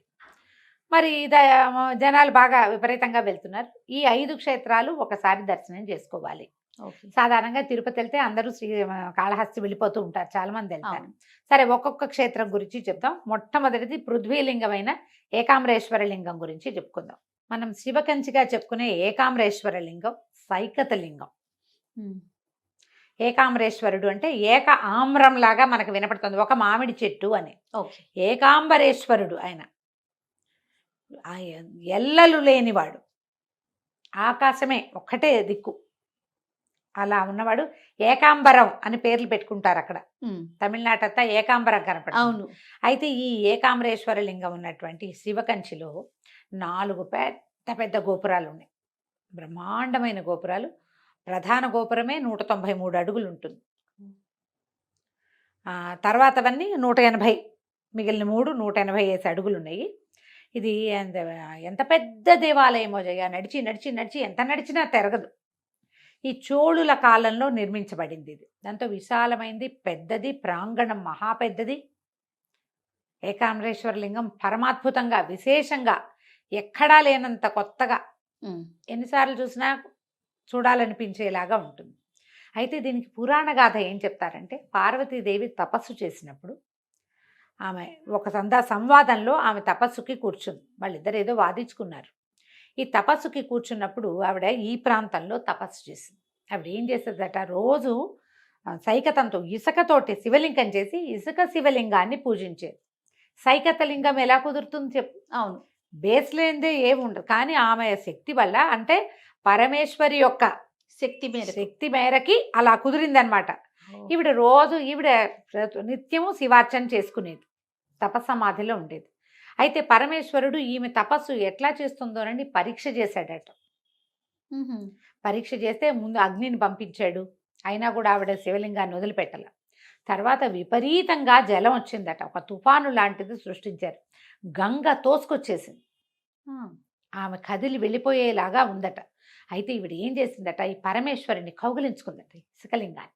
గంగాదేవి శివుడిని ఏం చేస్తుంది? అంతేగా. అయితే ఈ అమ్మవారి కౌగిలింతకి గురైన ఆ శివలింగం ఓ పక్కన ఇట్లా కదిలిపోయింది. అది సన్నటి లింగం, ఇసుకలింగం కౌగిలించుకుంది. సైకతలింగం అంటే ఇసుకతో చేసేది. అమ్మవారి ఈ ఒరిపిడికి, కౌగిలింత ఒరిపిడికి ఇది ఓ పక్కనంతా అలా ముక్కగా పోయింది. పరమేశ్వరుడు అప్పుడు ప్రత్యక్షమయ్యాడు ఆవిడికి. ఆ సైకతలింగాన్ని ఇప్పుడు మనం చూస్తాం అక్కడ. ఇసుకదే. అందుకని అక్కడ అభిషేకం చెయ్యరు. ఇలా గుండుగా అలా కనపడదు. ఒక పక్కన కొంచెం చెక్కినట్టుంటుంది. కౌగిలింత ఒరిపిడికి కదిలిపోయింది అనమాట. విశేషంగా కనపడుతుంది జయ. మనం ఊరికే చూస్తే ఇదేమిటి ఇలా ఉంది అలా అనిపిస్తుంది, విషయం లేదా మనం తెలుసుకుంటే లేదా కదా. మనకేం తెలీదు, క్యాజువల్గా చూస్తాం. మీరు కథ తెలిసి, అది విషయం తెలిసి, అమ్మవారు కౌగిలించుకున్న విగ్రహాన్ని మనం కంటితో చూస్తున్నామంటే గూస్ బంప్స్ వస్తాయి, అవును అవును రావాలి వెంటనే. మనకి కథ తెలియాలి. ఇది పురాణ గాథగా చెప్తారు. చోళుల కాలంలో ఈ దేవాలయాన్ని నిర్మించారు. 1000 స్తంభాలు ఉన్నాయి ఈ గుళ్ళో. ఆహా. పెద్దది ఇట్లా ప్రాంగణం లోపల నడుస్తుంటే మనం ఎట్లా ఉంటుందంటే ఒక చల్లని గుహలోకి ప్రవేశిస్తున్నట్టుగా ఉంటుంది. 1008 శివలింగాలు ఉన్నాయి లోపల. దేవాలయంలో. అయితే ఇక్కడ ఈ దేవాలయంలో ఇంకొక పెద్ద విశేషం ఏం చెప్తారంటే, దీని తర్వాత ఇప్పుడు మనం అయ్యవారిని చూసిన తర్వాత ఎడం వైపుకి లక్ష్మీనారాయణల సన్నిధి ఉంది, విష్ణు సన్నిధి కూడా ఉంది. ఇక్కడ ఈ లోపల ఉన్నటువంటి విష్ణు సన్నిధిని చాలా విశేషంగా చెప్తారు. 108 దివ్య దేశాలలో ఒకటైనటువంటి పెరుమాళ్ళు ఇక్కడ ఉంటాడు, స్వామివారికి సాయంగా ఉన్నాడని చెప్తారు. అయితే పక్కన ఒక మండపాల మధ్యలో ఒక పెద్ద మామిడి చెట్టు కనిపిస్తుంది మనకి. ఈ మామిడి చెట్టు 3500 సంవత్సరాల నాటి మామిడి చెట్టు. ఈ మామిడి చెట్టు గట 4 శాఖలకి 4 రకాల పళ్ళు కాసేవట. అయితే తర్వాత కాలంలో ఈ కొంతకాలం క్రితం ఆ చెట్టు కూలిపోయింది. ఆ చెట్టు ప్లేస్లో ఇంకొక మామిడి వృక్షాన్ని, ఆమ్ర వృక్షాన్ని పెట్టారు. ఏక ఆమ్రేశ్వరుడు అని ఇందుకు వచ్చాడని, ఈ మామిడి చెట్టు కిందే అమ్మవారు తపస్సు చేసిందని చెప్తారు, ఆ పాత చెట్టు అని. ఓకే. అయితే ఇప్పుడు మనకి ఏం కనపడుతుంది, ఆ మామిడి చెట్టు తాలూకు కాండాన్ని ఒక గ్లాస్ బాక్స్లో పెట్టి మనం గుళ్ళోకి వెళ్తుంటేనే మనకు ఎడం వైపు కనపడుతుంది, కనిపిస్తుంది. నేను 3-4 సార్లు చూడడంతో నాకు అది అసలు అట్లా బ్రెయిన్లో ఉందన్నమాట. ఈ లోపల మండపంలో ఈ మామిడి చెట్టు ఉంది కదా, మామిడి చెట్టు దగ్గర ఇట్లా ఎత్తుగా మండపం కట్టి ఉంచుతారు. చుట్టూతా నుంచి చూడొచ్చు. అక్కడ శివపార్వతులు ఇద్దరు ఒళ్ళో కుమారస్వామిని పెట్టుకుని వివాహ దంపతులుగా కనిపిస్తారు మనకి, కళ్యాణ దంపతులుగా. సోమస్కందమూర్తి అని ఒక ప్రత్యేకమైన స్వరూపం ఉంది. స ఉమా స్కందమూర్తి, ఉమతో కలిసి ఉన్న స్కందుడు కలిసి ఉన్న మూర్తి అని. శివపార్వతులు ఇద్దరు ఉండి మధ్యలో కుమారస్వామి ఉన్న స్వరూపాన్ని చూస్తే సంతానం కలుగుతుంది. మనం ఏం చెప్పుకుంటాము, ఇది ఎప్పుడు స్కందజననం చెప్పుకుంటే అవునవును బాగా సంతానం కలుగుతుంది, ప్రతిసారి చెప్తాం కదా. అవునండి. ఈ సోమస్కందమూర్తిని ధ్యానం చేసిన, ధ్యాసలో ఉన్న, చూసి నమస్కారం చేసిన, సంతానం కోరుకున్న సంతానం కలుగుతుంది. ఓకే. ఈ సోమస్కందమూర్తిగానే మనకి ఇక్కడ దర్శనమిస్తారు. ఎంత బాగుంటుందో. మనం ఇది మెట్లెక్కి వాటి చుట్టూతా ఒక ప్రదక్షిణ చేసి ఆ మామిడి చుట్టూతా మళ్ళీ వచ్చి దండం పెట్టుకుని దిగి వచ్చేసేయచ్చు. ఓ. ఇక్కడ తపోకామాక్షి కూడా కనపడుతుంది. అమ్మవారు తపస్సు చేసింది కదా ఇక్కడ, అవును. కామాక్షి స్వరూపం ఇక్కడ తపోకామాక్షిగా కనిపిస్తుంది. పెద్ద విశాలమైన పురాతనమైన విపరీతమైన ఆధ్యాత్మిక భావాలు కలిగించేది. కొంచెం సేపు ధ్యానం చేసినా మనం ధ్యానంలోకి వెళ్ళిపోగలిగేలాంటి పాజిటివ్ ఆరా ఉన్న దేవాలయమే ఏకాంబరేశ్వర స్వామి దేవాలయం. శివకంచి ఆల్రెడీ వెళ్ళుంటారు చాలామంది. ఈ వెళ్ళిన వాళ్ళు ఊరికే ఏదో గుడి అని వచ్చేయద్దు, అందులోకి వెళ్ళడానికి ప్రయత్నం చేయండి. ఈ ప్రాంతంలో మనం ఎక్కడ నిలబడి ఉన్నామో, ఏది చూస్తున్నామో అక్కడ అమ్మవారు తపస్సు చేసింది పరమేశ్వరుడి కోసం. శక్తి శివుడి అనుగ్రహం కోసం తపస్సు చేసిన స్థలం. ఆమె పూజ చేసిన శివలింగం, పరీక్ష చేసిన భగవంతుడు. ఎన్ని ఉన్నాయి విశేషాలు. ఊరికే గుడి చూసి వచ్చేయద్దు. ఒక ధ్యానంలో 5 నిమిషాలైనా నిశ్శబ్దంగా కూర్చొని, మీరు ఏం చేయొద్దు, మెడిటేషన్ మీ వల్ల కాదు, కామ్గా కూర్చోండి. ఆ లోపల చల్లదనాన్ని, ఆ పాజిటివ్ వైబ్ని తీసుకోవడానికి ప్రయత్నం చేయండి. ఆడికి వెళ్తే చాలామంది తమిళ గాయకులు వాళ్ళు వస్తారా, ఎంతంత తేవారాలు అవి పాడతారమ్మా, భలే బాగుంటుంది. తెలుగు బాగా వినిపిస్తుంది, తెలుగు వినిపిస్తుంది, తమిళ తేవారం పాడుతూ ఉంటారు. ఈ జ్ఞాన సంబంధాలు అప్పర్ వాళ్ళంతా రాసినవి భలే బాగా పాడతారు. నిత్యము కళ్యాణం జరుగుతుంది అక్కడ, విశేషంగా కనిపిస్తుంది. అయితే ఇక్కడ విష్ణు సాన్నిధ్యం ఉందని చెప్పాం కదా, లోపల విష్ణుమూర్తి కూడా ఉంటారు. తమిళ పేరమా తిరునిలందిగల్ తుండం, ఇలాంటి పేరు. వామనమూర్తిగా కొలుస్తారు స్వామిని. వీళ్ళిద్దరు శివకేశవులిద్దరు ఒకే చోట ఉన్నట్టుగా మనకు కనపడుతుంది. అయ్యవారి సన్నిధి వేరు, అమ్మవారి సన్నిధి వేరు. సాధారణంగా కాంచీపురం అనగానే కామాక్షి, కంచికని కామాక్షిని చూసేస్తాం. తర్వాత అందరికీ బంగారుబల్లి, వెండిబల్లి, బంగారుబల్లి అని వరదరాజు పెరుమాళ్ళని చూడడానికి వెళ్ళిపోతారు. విష్ణు కంచికి వెళ్తారు. శివ కంచికి తప్పకుండా వెళ్ళండి. అమ్మవారిని చూసి శివ దర్శనం చేయకపోతే ఫలితం లభించదు. మామూలుగా మనం ఏం చెప్పుకుంటాం జయ, తిరుమలలో కూడా అమ్మవారిని చూడాలి, ఆమె నిత్యానపాయిని కాబట్టి. నువ్వు కామాక్షిని చూస్తే కామాక్షి ఎవరి కోసం తపస్సు చేసిందో, ఎక్కడ తపస్సు చేసిందో, ఏ స్వరూపంతో తామె ప్రార్థన చేసిందో అది చూడద్దు ఖచ్చితంగా కదా. ఈ బంగారు బల్లిని ముట్టుకోవడం కోసం పరిగెడతాం కానీ కాంచీపురం కానీ వెండి బల్లి బంగారు బల్లి. శివకంచిని తప్పకుండా చూడండి. మనం చూడవలసిన ముఖ్యమైన క్షేత్రాలలో ఏకాంబరేశ్వరుడు తప్పకుండా ఉన్నాడు. పైగా మనకి మామూలుగా చెప్తారు, అయోధ్య మధురామాయ కాశీ కాంచి అవంతిక పురి ద్వారవతి చైవ సప్తైతే మోక్షద్వారకాహ అంటారు. మోక్షద్వారాలు తెరిచేటువంటి ప్రాంతాలు ఇవే: అయోధ్య మధురామాయ కాశీ కాంచి అవంతిక. కాంచీపురం మోక్షద్వారం. ఆ మోక్షద్వారానికి 3 భాగాలు ఉంటాయి. మనం ప్రవేశిస్తాం. 2 పక్కవి 2 పక్క తలుపులు, పక్క చెక్కలు, పైది ఒక చెక్క కదా, అవునా? 3 భాగాలు. ఆఖరిది భూమే, మనం దాన్ని దాటి వెళ్తాం. ఈ 3 భాగాల్లో అమ్మవారి కంచి, కామాక్షి కంచి, శివ కంచి, విష్ణు కంచి. ఏ ఒకటి వదిలేసినా మీరు మోక్షద్వార ప్రవేశం చేసినట్టు కాదు. ముగ్గురిని చూడాలి, సమయం ఉంచుకోండి. ఓసారి ఇప్పుడు మనం తరచూ కామాక్షిని చూడడానికి వెళ్ళే వాళ్ళు కొంతమంది ఉంటారు. నెల నెల అరుణాచలం వెళ్ళే వాళ్ళు ఉన్నట్టుగా కాంచీపురం వెళ్ళే వాళ్ళు ఉంటారు. వెళ్తే వెళ్ళండి అమ్మవారి మీద ఆసక్తితోటి. కానీ ఒకసారైనా ఒకే రోజున ముగ్గురిని చూడండి. మనం పొద్దున మొదలు పెడితే మధ్యాహ్నానికి 3 అయిపోతాయి. అవును, చాలా సింపుల్గా ఒక్కసారైనా ఈ ప్రయత్నం చేయండి. మీరు కాంచీపురం వెళ్తే షాపింగ్ చేద్దాం అనుకోకండి, ముందు ఇవి చూసి అప్పుడు షాపింగ్కి వెళ్ళండి. తప్పకుండా రమ్మగారు. ఇప్పుడు మనం కథ కంచికి మనం ఇంటికి అనాలి. రైట్. నమస్తే. నమస్తే. పంచభూతలింగాల్లో మనం ఆఖరి లింగం చిదంబరం అండి. ఆకాశలింగం, ఆకాశలింగం, చిదంబర రహస్యం అంటారు. ఏమిటో చిదంబర రహస్యం. ఆ చిదంబర రహస్యం ఏమిటంటే శూన్యం, చివరికి మిగిలేది ఏమీ లేదు, శూన్యమే ఇదంతా. అదే చిదంబరం. నువ్వు ఎంత వెంపర్లాడతావు, గోల పెట్టేస్తావు, ఏమిటేమిటో చేస్తావు, ఎక్కడెక్కడో కన్నాలు వేస్తావు, ఎవరి జీవితాలో పాడు చేసేస్తావు నీ జీవితం కోసం. చివరికి మిగిలేది ఏమిటి? శూన్యం, ఖాళీ. ఆకాశం శూన్యం జయ, ఆ పైన ఏం లేదు. ఆ లేనితనాన్ని చూపించేదే చిదంబర రహస్యం.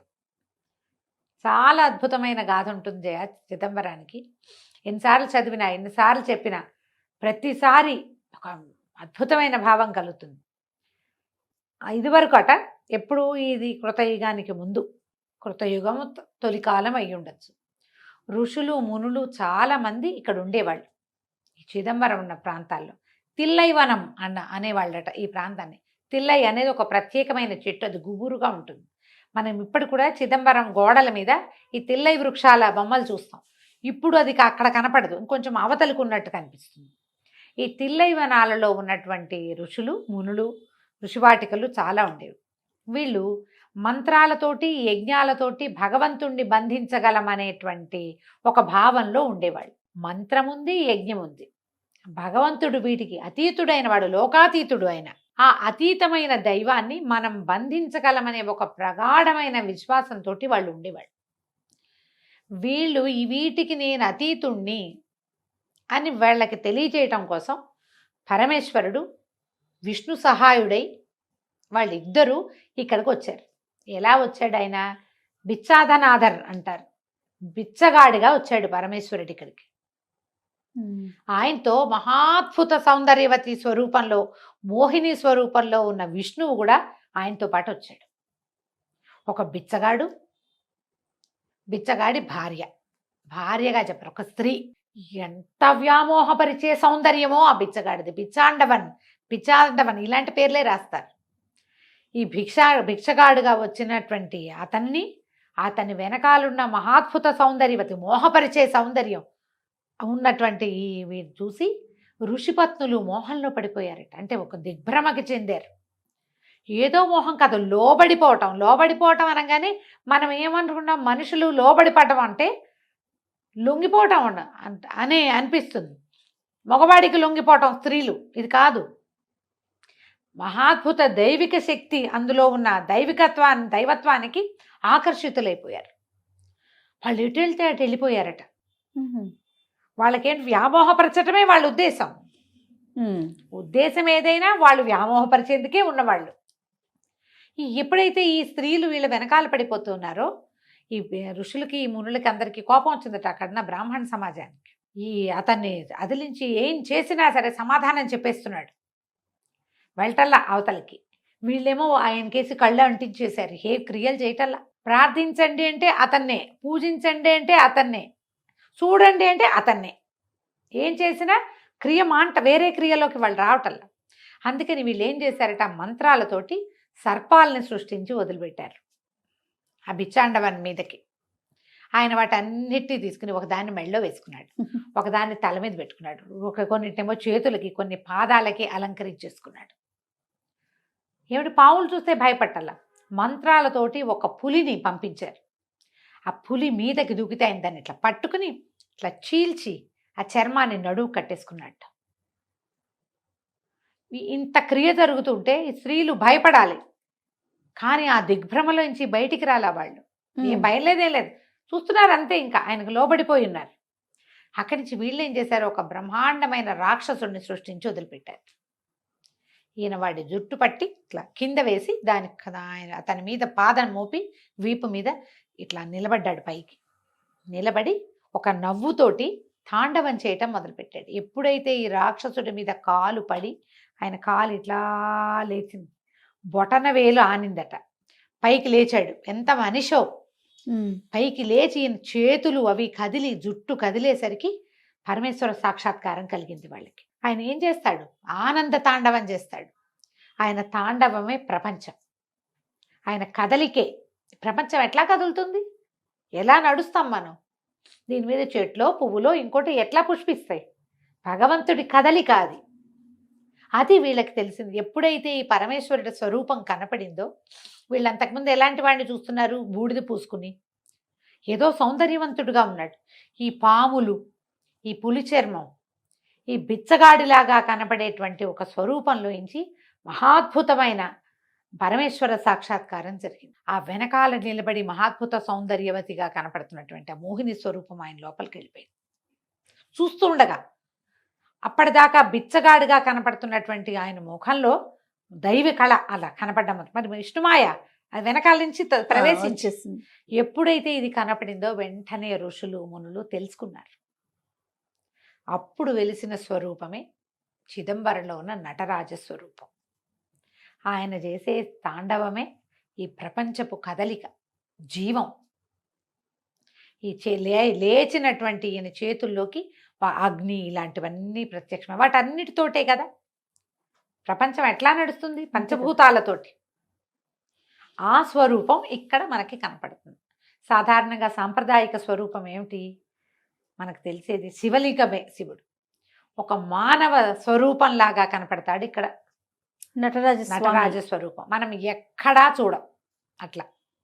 పైగా ఇది ఎట్లాంటిది, ఈ స్వరూపం ఎలా కనపడుతుంది, ఏదో నిలబడి ఉన్నదో, పడుకునున్నదో, కూర్చునున్నదో కాదు, తాండవ స్వరూపం, నాట్యభంగిమలాగా కనపడుతుంది. ఇక్కడే భరతముని ఈయన్ని ప్రార్థించి భరతనాట్యాన్ని రూపొందించాడు. భరతముని రాశాడు, ఆ పుస్తకం రాసుకున్నాడు. నాట్యం ఇక్కడి నుంచే పుట్టింది. భగవంతుడి యొక్క హేళా లీలా విశేషాలే ప్రపంచం యొక్క కదలికలు, పోకడలు. ఇక్కడ మనం ఆ స్వరూపాన్ని చూస్తాం. పెద్ద దేవాలయం, దాదాపుగా ఒక 250 ఎకరాల స్థలం ఉంది. అది అన్నీ ఆక్యుపై అయిపోయి ఉంటాయి. ఇప్పుడు పురాతన కాలంలో అంత ఉండేదట. అయితే వరదరాజ పెరుమాళ్గా మోహిని స్వరూపంలో ఉన్న విష్ణువు ఇక్కడ వెలిసి ఉన్నాడు. నటరాజ స్వరూపం చూస్తాం. అక్కడి నుంచి ఒక స్ఫటిక లింగాకృతిలో స్వామివారు మనకి దర్శనమిస్తాడు. నటరాజ స్వరూపం స్ఫటిక లింగంతో పాటుగా ఎప్పుడైతే ఈ స్వరూపంలో నటరాజుగా కనపడ్డాడో, ఆ తర్వాత వాళ్ళకి స్వామి మాయమయ్యి అక్కడ ఒక ఖాళీ తెలిసింది. ఒక బిలంలాగా ఉండి అంతా అందులోకి వెళ్ళిపోతున్నట్టుగా కనపడింది ఋషులకి. ఇంత ప్రపంచము, ఈ తిల్లైవనాలు అన్నీ పోయినాయి అందులోకి. తీరా అక్కడ చూస్తే ఏముంది, శూన్యం, ఏమీ లేదు. ఆ శూన్యంగా ఉన్నదాన్ని ఆకాశలింగంగా ఇక్కడ మనకి దర్శనం చేయిస్తారు. అది మనం చూస్తాం. ఇక్కడ స్వామి ఈ స్వరూపంలో వెలిశాడు. అతిపెద్ద దేవాలయం. ఎన్ని ప్రాకారాలో, ఎన్ని గోపురాలో, ఎంతంత ఎత్తో, ఏమి కట్టుబడో, నడిచి నడిచి నడిచి నడిచి కాళ్ళు పడిపోవాల్సిందే. ఎంత అద్భుతమైన సేవాకాలాలు, అమ్మవారు ఎంత సౌందర్యవంతంగా కనపడుతుందో, వరదరాజ పెరుమాళ్ళు ఎంత అద్భుతమైన దర్శనం ఇస్తాడో. జీవితంలో ఒక్కసారైనా చిదంబరం చూసి తీరాలి. మనకి అప్పరు, జ్ఞాన సంబంధర్, మాణిక్య వాచకర్ ఇలాంటి పేర్లున్న సుందరమూర్తి నాయనార్లు, ఈ నాయనార్లందరూ కూడా నందనారు, ఆ నందనారు వీళ్ళందరూ కూడా ఈ చిదంబర స్వామి సేవలో పునీతులయ్యారు. ఒకసారి 6 సేవలు చేస్తారు రోజుకి. ఒక్కొక్క స్వామికి ఒక్కొక్క పేరుంది. తిరుమేని, సకల తిరుమేని, నిష్కళంక సకల తిరుమేని ఇలాంటి పేర్లతోటి పిలుస్తారు. మనకి స్ఫటికలింగం చక్కగా కనపడుతుంది. స్ఫటికలింగం కనిపిస్తుంది. నటరాజ స్వరూపంలో ఏదో చిన్న ఇరిటేషన్ వస్తుంది. నటరాజ స్వరూపంలో ఉన్న స్వామిని కూడా మనం దర్శనం చేస్తాం. అయితే ఇప్పుడు ఆకాశలింగం చూడాలి. తీసుకెళ్తారు అక్కడికి. ఒక కర్టెన్ అడ్డు ఉంటుంది. తెర తొలగిస్తే బంగారు బిల్వపత్రాలు వేళ్లాడుతూ కనపడతాయి మనకి. వాటి వెనకాల ఒక ఖాళీ ప్రదేశం కనిపిస్తుంది. ఖాళీయేగా అనిపిస్తుంది, ఖాళీ కాదు. మనం శివలింగాన్ని పూజిస్తాం.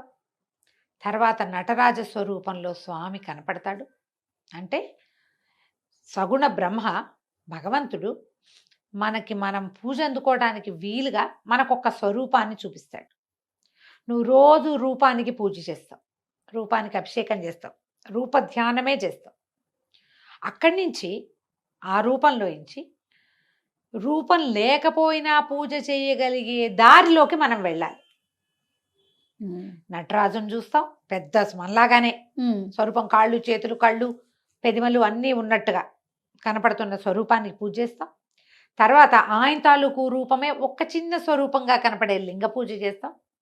దాని తర్వాత ఇంత కాళ్ళు చేతులు ఉన్నవాడిని, ఎంతో స్వరూపంగా కనపడే నాట్యం చేస్తున్న వాడిని పూజించి, చివరికి ఒక చిన్న లింగ రూపిని పూజించి, లింగ రూపిని దాటాక మనం ఏం చేయాలి? నిరాకారుడైన పరబ్రహ్మని పూజించాలి, భావించాలి, తెలుసుకోవాలి. ఆ శూన్యం వైపు ప్రయాణం చేయాలి. ఆ ప్రయాణం చిదంబరంలో జరుగుతుంది. ఇప్పుడు మనం ఉన్నాం, అన్నీ ఉంటాయి, కరచరణాదులు బోల్డ్ ఉంటాయి, వీటికి బోల్డ్ అని వ్యవసాయాలు ఉంటాయి, రకరకాల పనులు చేస్తాం, ఏంటేంటో చేస్తాం. దీని అంతకి ఆధారం ఏమిటి? ఇక్కడ ఉంది ఒక్క జ్యోతి, అక్కడికి వెళ్ళాలి. జ్యోతిని దాటాక పరంజ్యోతే. ఇంకా ఇప్పుడు దీన్ని దాటాక ఇది పోతే ఎక్కడికి వెళ్తుంది? అది ఎక్కడికి వెళ్తుంది? అది వెళ్ళేది ఎక్కడంటే ఈ ఆకాశలింగం. ఇది ఎక్కడికి చేరాలో దానిని మనకి ఇక్కడ ఏమీ లేదు, ఈ నాది నాదనే ఈ వెంపర్లాటని దాటు, ఇదే భగవంతుడనే దాన్ని దాటు. ఇవన్నీ దాటితే నువ్వు చేరేది శూన్యం. ఆ శూన్యమే భగవంతుడు. అక్కడికి చేరే దారిని చిదంబరం మనకి ఒక రోజులో చూపించేస్తుంది. నువ్వు ఊరికే చూసొచ్చేస్తావు. అన్ని క్షేత్రాలు చూస్తావు, ఇది కూడా చూస్తావు. మనం అలా చూడకూడదు. ఏం చెప్తున్నాడో చూడడానికి ప్రయత్నం చేయాలి. ఓసారికి అయితే అర్థం కాదు, ఒకసారికి అర్థం కాదు, ఓసారి చదివితే అర్థం కాదు, ఒకసారి వింటే అర్థం కాదు. ప్రయత్నం చేస్తూ ఉంటే ముందు నేనెవరో తెలుసుకో, మనం ఎవరమో తెలుసుకోవాలి. అక్కడి నుంచి ఈ నేను ఏ నేను నుంచి వచ్చింది, అసలు నేనన్నదే లేదని, ఉన్నదంతా ఒకే పరబ్రహ్మమని, అక్కడి నుంచే ఈ నేననే పదార్థం పుట్టిందని, నేను పోయాక ఇది వెళ్ళేది అక్కడికేనని మనకి తెలుస్తుంది. ఆ తెలుసుకోవడం కోసమే చిదంబరాన్ని చూడండి. విశాలమైన దేవాలయము, అద్భుతమైన శిల్పకళ, ఎన్నో మండపాలు, గోపురాలు, ప్రాకారాలు, పూజా విధానాలు, చక్కగా వినపడే తమిళ తేవారాలు. మనకేం అర్థం కాదు జయ, కానీ వింటుంటే భలే బాగుంటుంది. అవును, ఎంత బాగుంటుందో, మహారుచిగా ఉంటాయి అవి వినడానికి. వీటన్నిటినీ చూసేందుకు జీవితంలో ఒక్కసారైనా చిదంబరాన్ని దర్శనం చేయండి. అయితే ఇది మనకి చిదంబరం దేవాలయాన్ని గురించి ఒక ప్రత్యేకమైన విషయాలు కొన్ని చెప్తారు. ఇదంతా మానవ జీవన చిత్రంగానే మనకి కనపడుతుంది. అయితే 9 ముఖద్వారాలు ఉన్నాయి దేవాలయానికి. మానవ దేహంలోని నవరంధ్రాలు అవి, అట్లా చెప్తారు.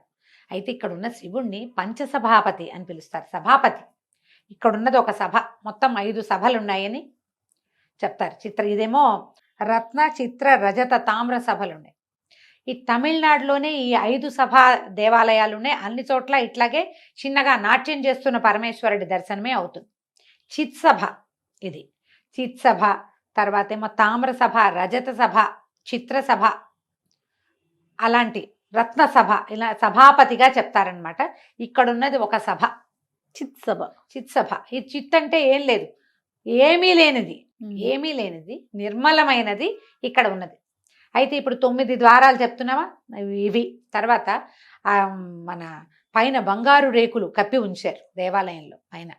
ఈ బంగారు రేకులు, వాటికి పెట్టిన మేకులు, ఇవన్నీ కూడా మానవ జీవితానికి సంబంధించినవి. 72,000 మేకులతో బిగించారట. మానవ దేహంలో ఉన్న 72,000 నాడులు అవి అని చెప్తారు.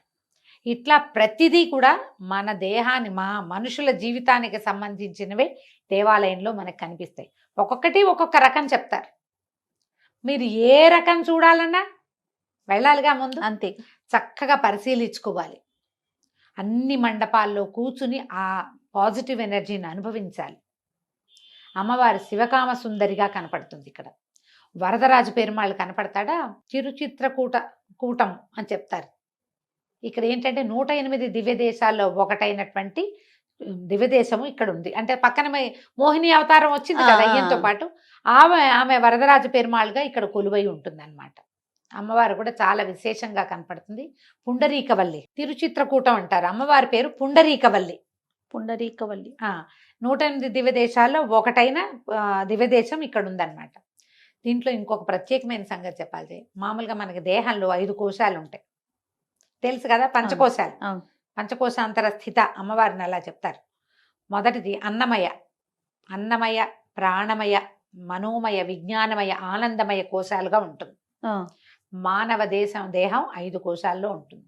మనం మరణించినప్పుడు వెళ్ళిపోయినాక అన్నీ కలిసిపోయి ఆనందమయ కోశం మనని అనుసరిస్తుందంటారు. అయితే ఇక్కడ ఉన్న 5 ప్రాకారాలు మానవ దేహంలో ఉండేటువంటి 5 కోశాలుగా చెప్తారు. మనమే అంతే. కేవలం భగవంతుడి సృష్టి లీలా విలాసమైనటువంటి మానవుని యొక్క జీవితమే ఇది. ప్రతివాడు ఇలాగే ఎవరికైనా ఉంటుంది. ఇన్ని కోశాలు ఉన్నాయని మనకు తెలియదు, తెలుసుకోము. నవరంధ్రాలు మనకి తెలుసు. ఇప్పుడు మనకి షట్చక్రాలు తెలుసా? అవును. కట్ చేస్తే కనపడవుగా, కనిపించవు, కానీ ఉంటాయి కదా. ఎలా ఉన్నాయో ఈ కోశాలు కూడా అలాగే ఉన్నాయి. అవి కూడా అలాగే ఉన్నాయి. అది మనకి కనపడని విషయము ఉంది, కనిపించే విషయం కూడా ఉంది. రోజుకు 6 సార్లు సేవ చేస్తారు స్వామికి. చాలా విశేషంగా కనపడతాయి. ఆఖరి సేవ ఈ ఆకాశలింగ దర్శనం చేయిస్తారు. ఆకాశలింగాన్ని దర్శనం చేసుకోండి. అవకాశం ఉంటే ఆకాశలింగం నుంచి మొదలుపెట్టి కింద వరకు రండి, భూలింగం వరకు, లేదా భూలింగం దగ్గర మొదలుపెట్టి ఆకాశలింగం దాకా వెళ్ళండి. ఎక్కడికి వెళ్ళామా వచ్చామా కాదు, అనుభవించి ఆ పూర్తి అనుభవాన్ని లోపల పదిలం చేసుకోండి. వెళ్ళొచ్చాక మన మామూలు జీవితం, మామూలు వ్యవహారం కాదు. వెళ్ళొచ్చిన దాని ఫలితం మన మీద కనపడాలంటే మనకి వస్తువో, బంగారమో, ప్రమోషనో కాదు, ఆత్మజ్ఞానం పెరగాలి. ఆ రకమైన తీర్థయాత్ర తప్పకుండా చేయండి. ఈ కార్తీక మాసంలో ఇంత పుణ్యప్రదమైన 5 దేవాలయాలు, ఈ 5 10 దేవాలయాలు చెప్పే అవకాశం లభించినందుకు నా వరకు నాకు చాలా సంతోషంగా ఉంది. వాటి కోసం మళ్ళీ చదివాను, మళ్ళీ చెప్పాను. సో మీరు కూడా వినండి, చూసి రండి. తప్పకుండా రమ్మగారు. ప్రత్యక్షంగా వింటున్నాను కదా నేను. నాకు కూడా అవకాశం దొరికినందుకు చాలా సంతోషం. నమస్కారం. నమస్తే జయ.